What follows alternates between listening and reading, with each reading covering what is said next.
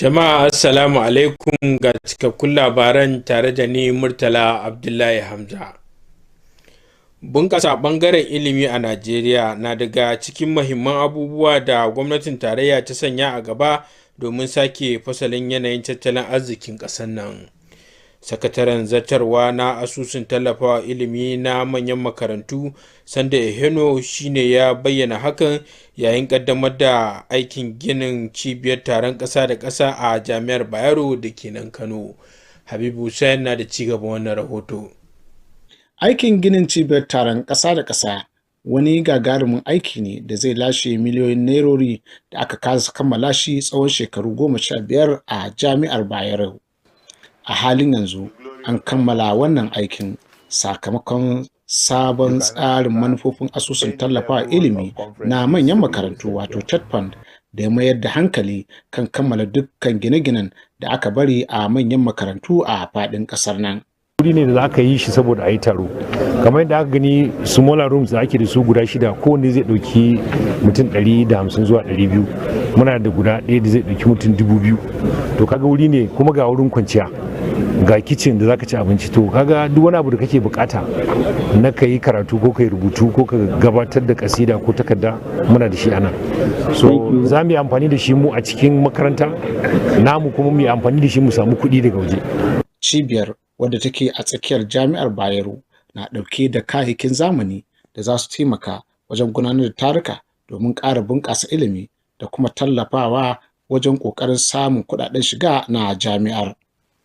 Habib Hussein, labaran NTA. To a nan kuma an kawo taimako ga mutane 228 da suka tsinci kansu cikin ibtila'in ambaliyar ruwa a ƙaramar hukumar Doguwa da ke nan jihar Kano, inda hukumar bada tallafin gaggawa ta jihar Sema ta raba wa gidaje da abin ya shafa kayan tallafi domin taimaka musu su murmure daga asarar da suka yi. Binta Adamu na da cigaban wannan rahoto. Mamakon ruwan sama ya shafi wasu wurare a ƙaramar hukumar Doguwa inda gidaje suka rushe, mutane 228 suka rasa mahallansu, wasu mutane 5 kuma suka rasu sakamakon ibtila'in. Don haka ne gwamnatin jihar Kano ta miƙa ta'aziyyarta ga al'ummar yankin da ba su tallafi don rage musu raɗaɗin abin da ya shafe su, inda gwamnatin ta ba su kwanon rufi 228, buhun siminti 456, buhun shinkafa 228 da naira miliyan 1 ga iyalan mutane 5 da suka rasu. Da Allah mutane su amfani da su ta yadda ya dace. Mutane su yi kokari su rinka ganin suna kokarin kare kansu kafin abin ya faru. Wasu daga cikin waɗanda suka rabauta da tallafin sun yi godiya. Mu abin da ya same mu rusau ne. Dan uwanmu suka rasa ransu, shine mai girma gwamna ya tallafa mana da wannan kuɗi.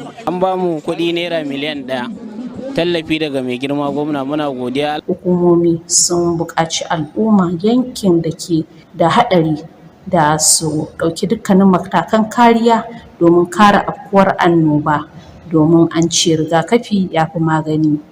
Binta Adamu, labaran NTA. To a nan kuma garuruwan Shanona da Bagwai na jihar Kano sun cika da murna ranar Laraba yayin da mazauna yankin suka fito don tarbar mataimakin shugaban majalisar dattijai Barau Jibrin. Wakilinmu ya ba mu rahoton cewar ziyarar tasa na zuwa ne gabanin zaben cike gurbi na mazaɓar tarayya na Shanona da Bagwai, wanda hukumar zaɓe mai zaman kanta ta ƙasa ta sanya a ranar 16 ga watan Agustan 2025 a matsayin ranar da za a gudanar da zaben. Ga rahoton nasa. Za a gudanar da zaben cike gurbi na kujerar ɗan majalisa a mazaɓar Shanona da Bagwai sakamakon rasuwar ɗan majalisar da ke wakiltar mazaɓa a tarayya. Hukumar zaɓe mai zaman kanta ta ƙasa ta tsara gudanar da zaɓe a ranar Asabar 16 ga watan Agusta domin cike gurbin kujerar da ta zamo babu mai wakiltar ta. Mataimakin shugaban majalisar dattawa Barau Jibrin ya ziyarci yankin, inda aka tarbe shi cikin farin ciki daga 'ya'yan jam'iyyar APC, sannan ya ƙaddamar da kamfen na jam'iyyar, ya kuma buƙace su da su wayar da kan jama'a daga kowane lungu da saƙo na mazaɓar domin tara ƙuri'u a jam'iyyar.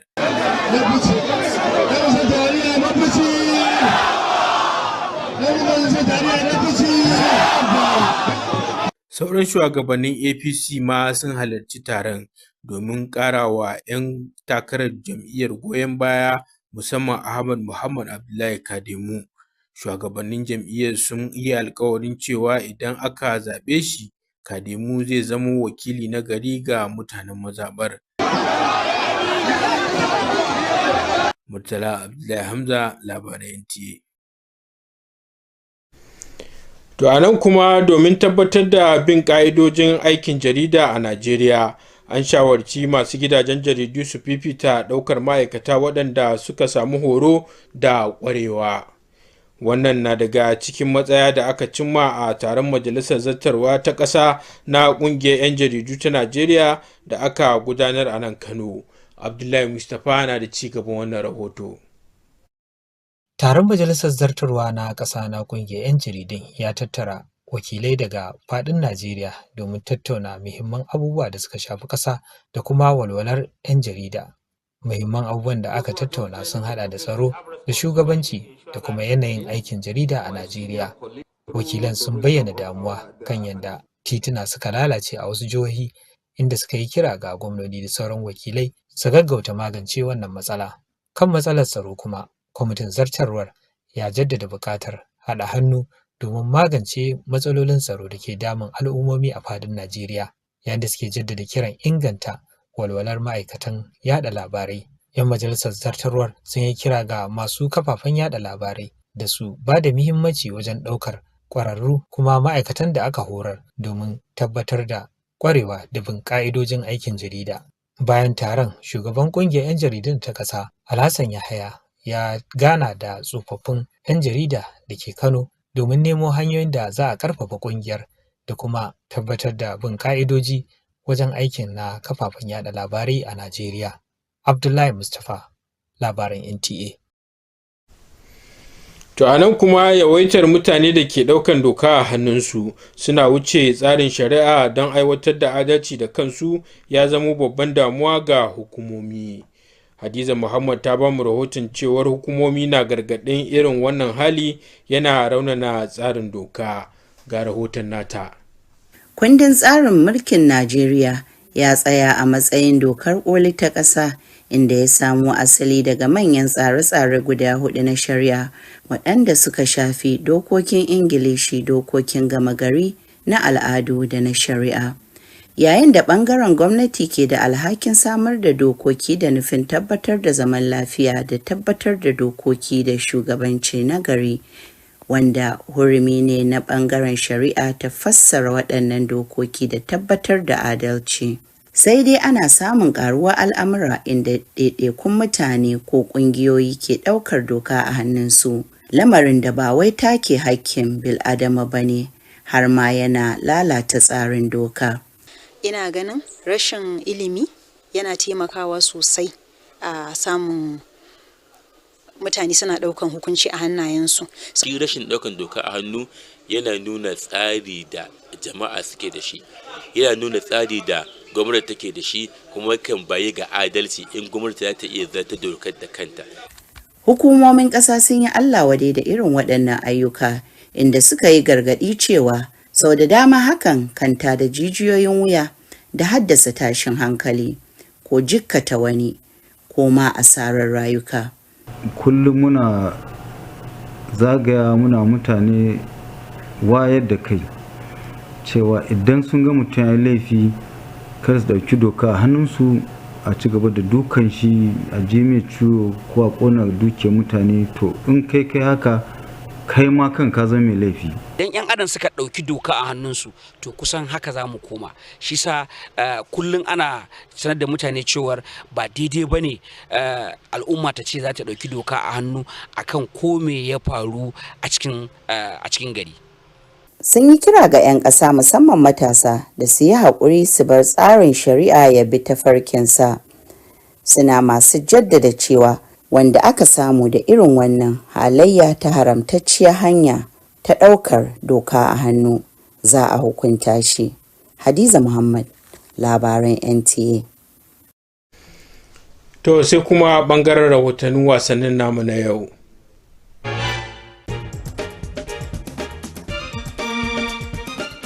Victor Osimhen ya yi murnar nasarar kungiyarsa a wasan Zira Turkish Cup na kwata final tsakanin Fenerbahce da Galatasaray.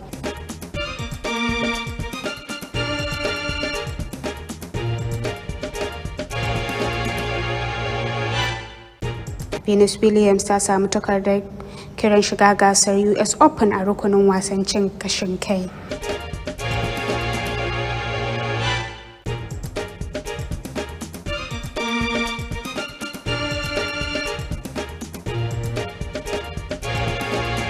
CJ Fulton zai koma Amurka a watan Satumba don haɗa kai da ƙungiyar NBA Timberwolves domin shirye-shiryen kakar wasa.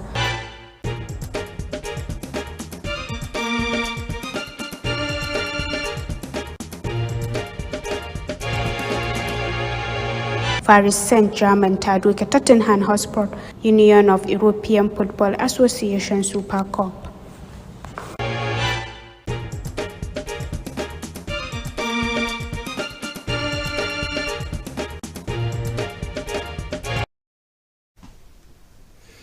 To sai kuma hasashen yadda yanayi zai kasance a gobe a nan birnin Kano da masu manyan birane a ƙasar nan.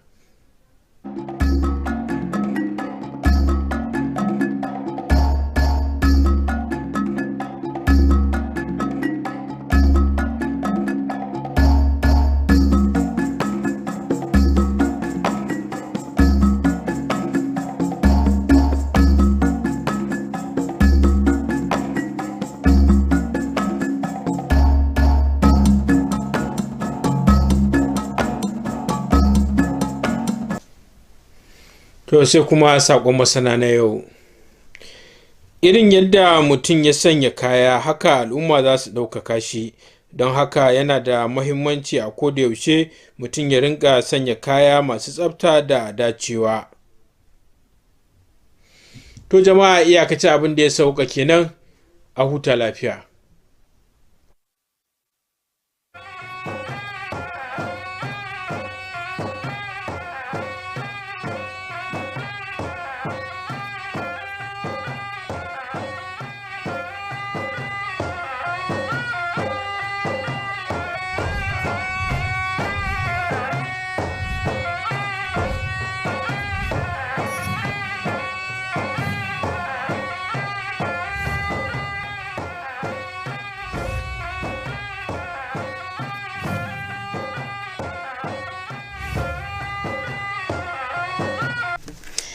Good evening, and thanks for joining us on the news on Nta Kano.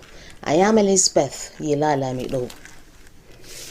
Growth and development of Nigeria's education sector remain a key priority for the federal government in its drive to reshape the nation's socio-economic landscape. The Executive Secretary of the Tertiary Education Trust Fund, Sonny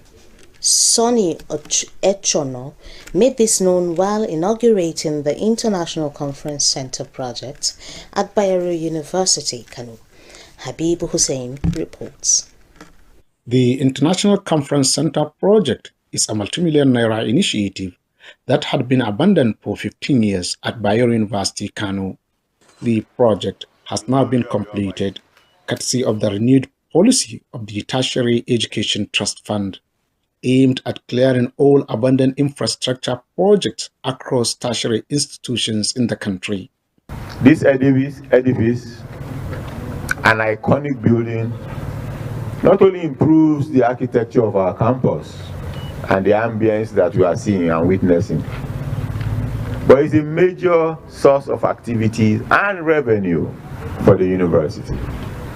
You can now attract any level of conferences to be hosted here.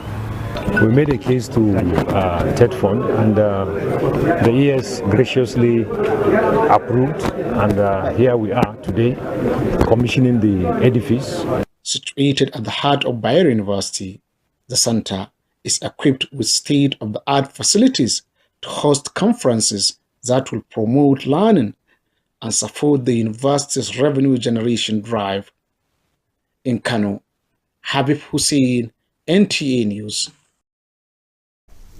Succor has come the way of 228 victims of a recent flood disaster in Dogua local government area of Kano State, as the State Emergency Management Agency SEMA provided relief materials to affected households to help them recover from their losses. Binta Adamo reports that communities living in flood-prone areas have also been advised to take proactive measures to safeguard lives and property, especially during the rainy season. With the full establishment of rains, torrential downfalls have struck parts of Dogwa local government areas and displacing 228 residents. Sadly, 5 lives were lost in the incident.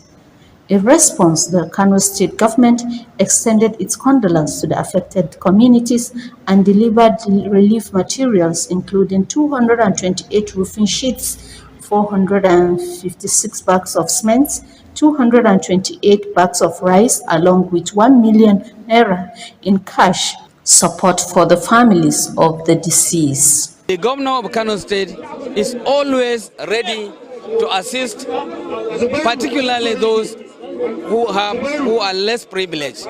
Some beneficiaries expressed heartfelt appreciation for the assistance. Downpour that submerged my house. The torrential rainfall affected my house and I lost my father. 1 million naira was given to me as assistance.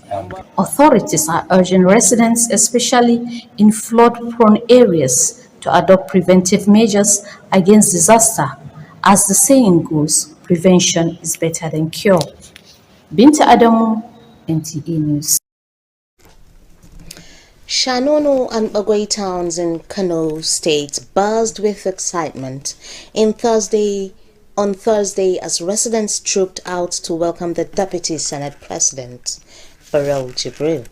Murtala Abdullahi Hamza reports that his visit came ahead of the supplementary election for the Shanono Bagwai Federal Constituency, which the Independent National Electoral Commission, INEC, has fixed for August 16, 2025.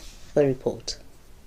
The forthcoming supplementary election in Shanona and Bagwai comes after the death of lawmaker representing the federal constituency. The Independent National Electoral Commission has scheduled the poll for Saturday 16 August to fill the vacant seat. Deputy Senate President Barrow Jibrin visited the area where he was warmly received by APC members and officially flagged up the party's campaign and urged them to mobilize from the nooks and crannies of the constituency to gather vote for the party.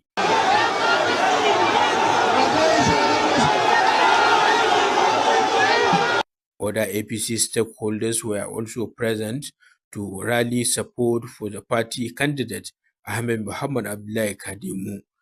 The party stakeholder pledged that if elected, Kademu will be a better representative for the people of the constituency.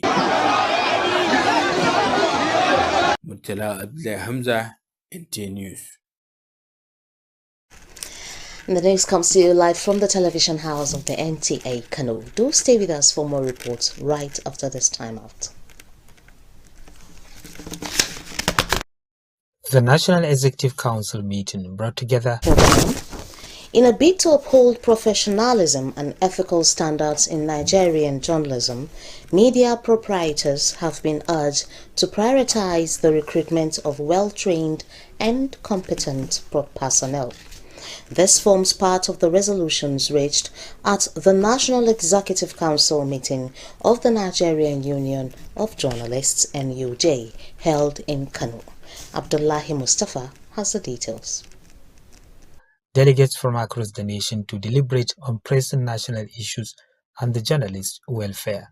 Top on the agenda were matters of security, governance and the state of media practice in Nigeria. We should adopt strategic communication. Delegates expressed deep concern over the deteriorating condition of roads in some states, calling for renewed commitment from governors and other elected representatives to urgently address the situation. On the issue of security, the National Executive Council emphasized the need for coordinated and collective action to curb the rising threats facing communities across the nation.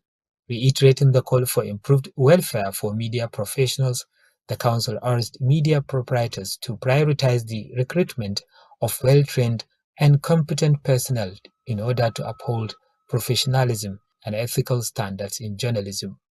Stakeholders should collectively correct recurrent mistakes in media content, particularly in broadcast journalism. Distinguished senior colleagues. The meeting also featured an interactive session where the NUJ National President Al-Hassan Yahya engaged veteran media practitioners on strategies to strengthen the union and elevate the standard of media practice in the country. In Kano, Abdullahi Mustafa, NTA News. And moving on, the increasing cases of individuals taking the law into their own hands, bypassing legal processes to carry out personal justice, have become a growing concern for authorities. Hadiza Muhammad reports that officials want such behavior undermines the rule of law and often results in serious and unlawful consequences. The report. The Constitution of Nigeria stands as the supreme law of the land, drawing from four key legal systems: English law, common law, customary, and Sharia law. While the legislative arm of government is responsible for enacting laws aimed at ensuring peace, order, and good governance, it is the judiciary's role to interpret these laws and uphold justice. However, there are increasing instances where individuals or groups take the law into their hands, a trend that has not only infringes on fundamental human rights but also undermines the rule of law. If we can work on our educational system, I think it will help us in eradicating people taking laws into their hands. If people are allowed to be taken law in their individuality, you see, life in the society will be inconceivable otherwise. Authorities have condemned such actions, warning that they often escalate tensions, leading to violence, injury, or even loss of life. We are always admonishing and sensitizing the public not to take law into their hands. And it's very dangerous for a society to be taking laws into their own hands, because that is the difference between animal kingdom and that of human being. You know, the reason of the laws is that we are to, whenever anything happens to you or somebody wrongs you, you are to report to the law for its own way of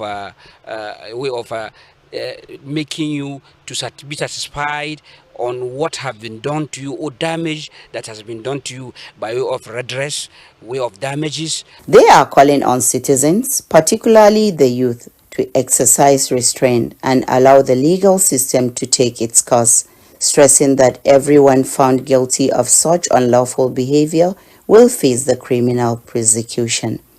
In Kano, Hadiza Muhammad, NTA News. And next is the sports update as compiled by our sports correspondent.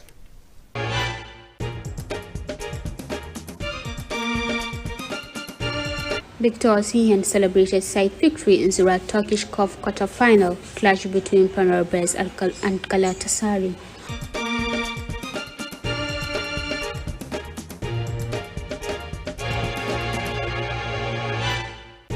Paris Saint-Germain edged past Tottenham Hotspur on penalties to leave Union of European Football Association Super Cup.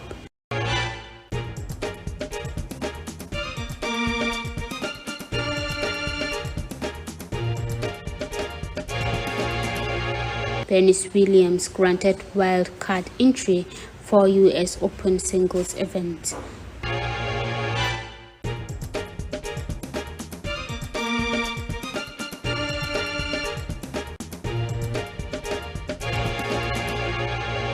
CJ Fulton to return to United States in September to join NBA side the Timberwolves for pre-season preparations.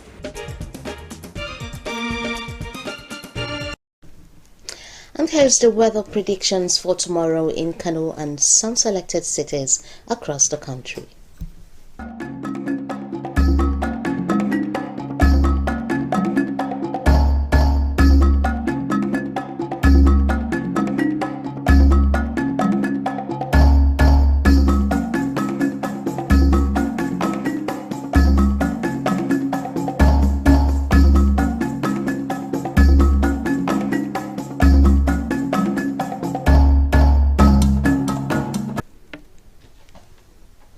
And that rounds up our news telecast for tonight. But before we go, here is a quick food for thought. The way a person dressed is the way the society will address them. Therefore, it pays to always be properly dressed. Do have a pleasant evening and stay safe.